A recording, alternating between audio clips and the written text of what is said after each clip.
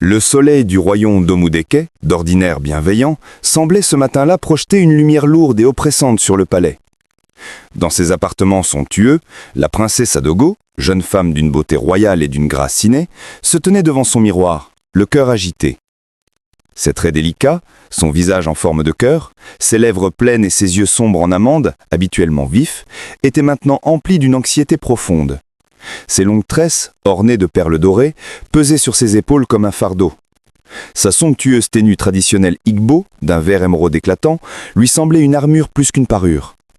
Aujourd'hui, elle devait sceller l'alliance entre deux royaumes puissants, Omudeke et Odo, mais son cœur refusait de se soumettre à ce destin imposé.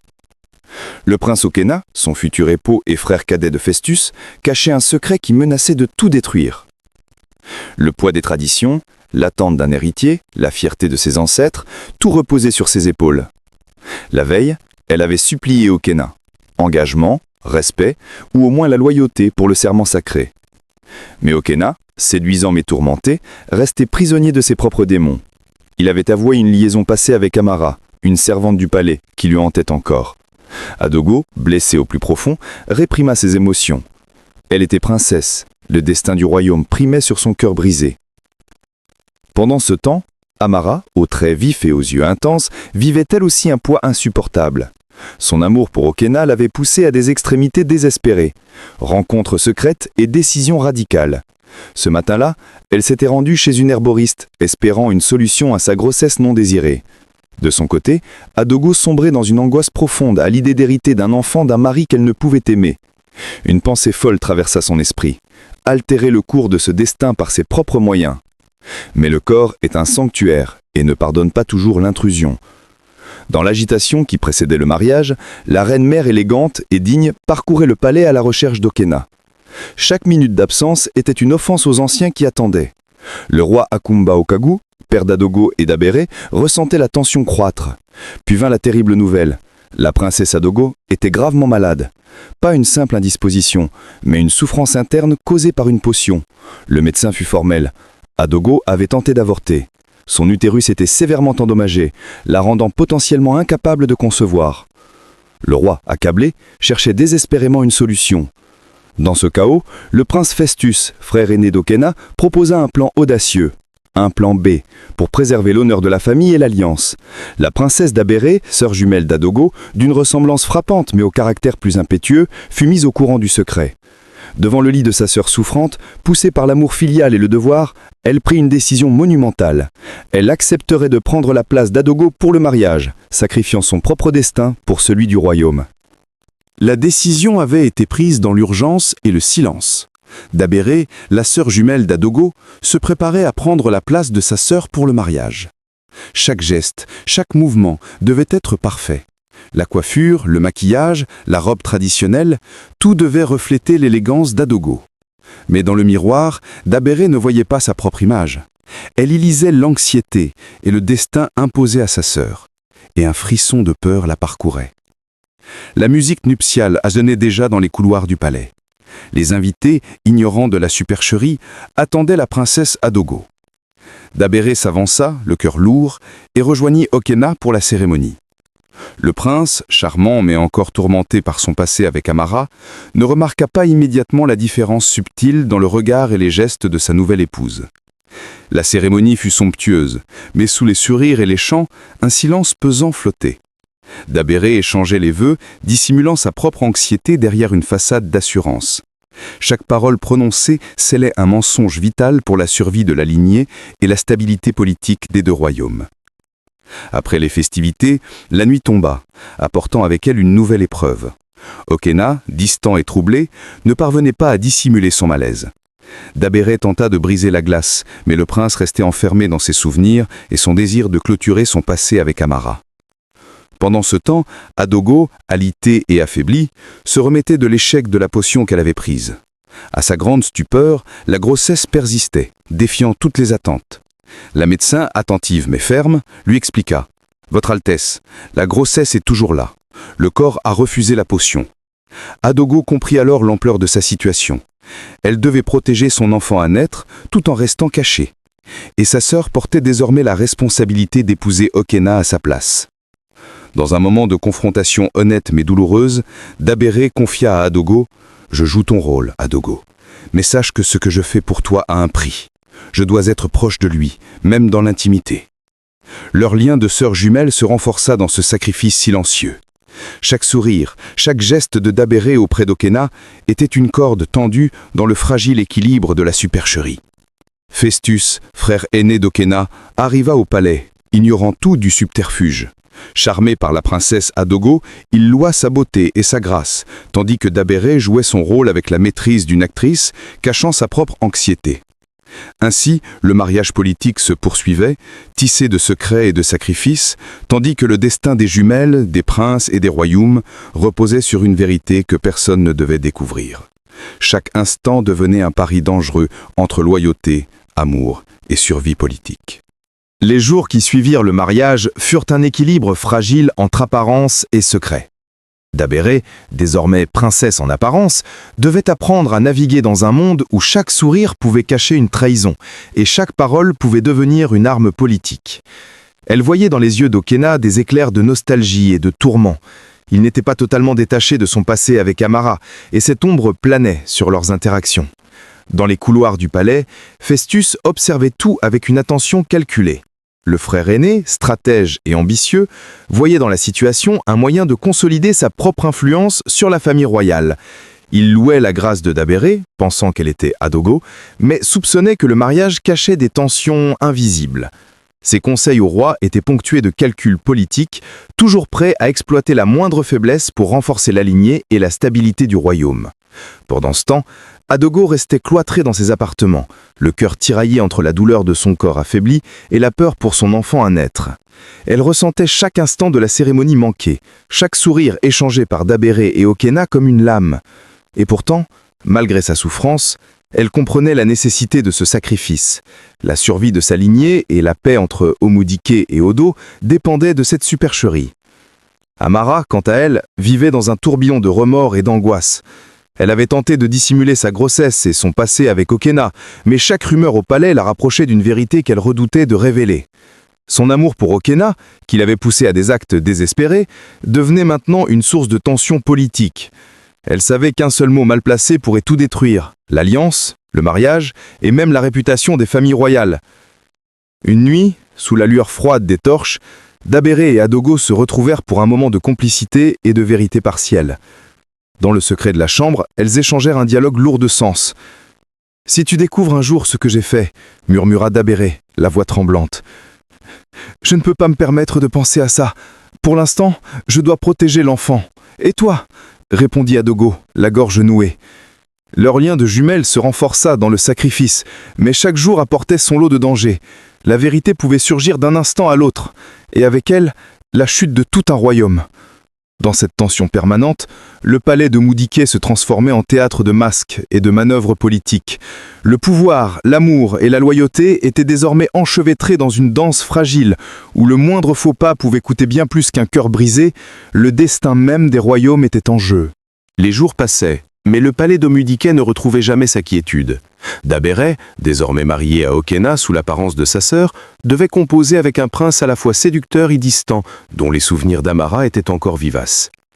Chaque geste, chaque mot d'Okena était une énigme.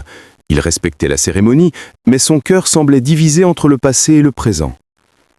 Pour Dabéré, cette proximité forcée était une épreuve de volonté. Elle apprenait à sourire sans se trahir, à répondre aux attentions d'Okena avec diplomatie et à masquer ses véritables émotions. Chaque regard échangé devenait un champ de bataille silencieux, où le devoir et la loyauté s'affrontaient avec le désir et l'incertitude. Festus, le frère aîné, observait cette dynamique avec un intérêt calculé. Il voyait dans chaque interaction entre Okena et Dabéré une possibilité de manœuvre politique, consolider son pouvoir sur le jeune frère, influencer les décisions du roi et sécuriser l'avenir du royaume. Ses paroles étaient mesurées, ses sourires stratégiques et son regard toujours présent révélait qu'aucune action n'échappait à sa vigilance. Pendant ce temps, Adogo se remettait lentement de sa maladie. Chaque jour, son corps affaibli lui rappelait la fragilité de sa situation, mais son esprit restait aigu, attentif aux mouvements de chacun au palais. Elle voyait la tension monter, les alliances se former dans l'ombre et savait que son sacrifice était loin d'être terminé. Amara, quant à elle, vivait dans l'ombre, cachant sa douleur et son regret. Chaque mot échangé dans les couloirs, chaque sourire public d'Okena et d'Abere était pour elle un rappel cruel de ce qu'elle avait perdu. Elle cherchait des alliés, des failles dans la façade du palais et des moments pour protéger ce qui restait de sa dignité. Mais chaque action risquait d'exposer le secret qu'elle avait juré de garder. Un soir, lors d'un banquet en l'honneur de l'alliance entre Omudike et Odo, les tensions devinrent visibles. Les yeux de Dabere et d'Okena se croisèrent dans un silence chargé, tandis que Festus, souriant et imperturbable, notait chaque mouvement. Le roi, fier mais inquiet, observait ses enfants et ses nobles avec un mélange de fierté et de crainte. Il savait que l'équilibre était fragile. Un mot de trop, un geste mal interprété, et tout ce qu'ils avaient construit pourrait s'effondrer. Dans cette atmosphère où le devoir, le désir et la politique s'entremêlaient, chaque personnage devait jouer son rôle avec prudence. Le palais devenait un échiquier, et chaque action, chaque décision, était une pièce en mouvement sur le plateau du pouvoir. Le destin de Mudike, comme toujours, reposait sur l'habileté de ceux qui savaient cacher leur véritable cœur derrière un masque. Le palais d'Omudike semblait paisible à l'aube, mais sous cette tranquillité apparente, les secrets se tissaient comme des fils invisibles prêts à se rompre. Dabere, sous l'identité d'Adogo, commençait à ressentir le poids écrasant de son rôle. Chaque sourire qu'elle adressait à Okena était calculé, chaque mot mesuré pour maintenir l'illusion parfaite de sa sœur. Pourtant, dans ces nuits silencieuses, ses pensées revenaient toujours à son propre destin sacrifié et au bonheur qu'elle avait abandonné pour le royaume. Okena, quant à lui, ne pouvait entièrement effacer les souvenirs de sa liaison avec Amara. Son regard, parfois fuyant, trahissait la lutte intérieure qui le déchirait. Il se sentait coupable envers Dabere, qu'il croyait être Adogo, mais aussi envers lui-même, prisonnier d'un passé qu'il n'arrivait pas à oublier. Cette tension rendait ses gestes à la fois charmants et nerveux, captivants et dangereux pour Dabere. Amara, observatrice depuis les coulisses, commençait à agir avec prudence mais détermination. Elle savait que le mariage, la substitution et la présence de Dabere ne pouvaient effacer ce qu'elle avait perdu. Son amour pour Okena, teinté de ressentiment, la poussait à chercher des occasions de semer le trouble, à rappeler subtilement les vérités enfouies et à confronter le pouvoir de la famille royale. Chaque mouvement devait être stratégique, car un faux pas pouvait lui coûter sa liberté, voire sa vie. Festus, toujours calculateur, voyait dans ces tensions une opportunité.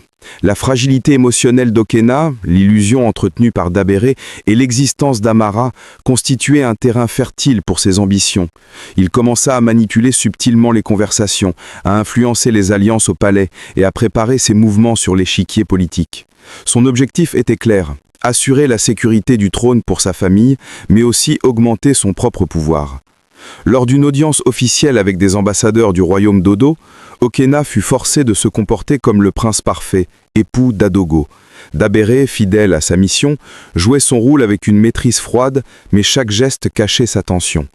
Le roi Akumba, conscient que la stabilité de l'alliance dépendait de cette représentation, observait silencieusement, ses yeux emplis de prudence et de suspicion. Mais cette nuit-là, dans les couloirs sombres du palais, Amara s'aventura plus près que jamais. Un mot laissé à la rate, une rencontre furtive, suffirent à rappeler à Dabere et Okena que le passé n'était jamais vraiment mort.